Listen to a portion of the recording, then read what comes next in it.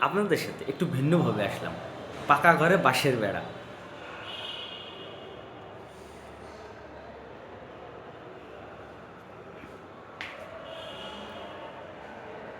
সবসময় আমি আপনাদের সাথে একটু ভিন্ন ভিন্ন পারপাস নিয়ে আসি।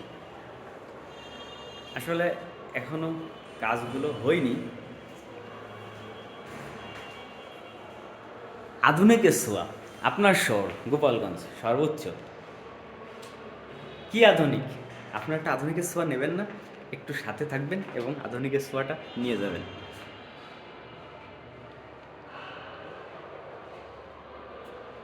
যাক, আগে মানুষ পাকা ঘর করতো, কাঁচা ঘর ভেঙে যেত, বাঁশের ঘর।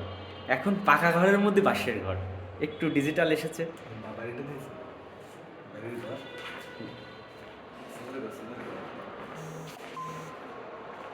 ছনের ঘর।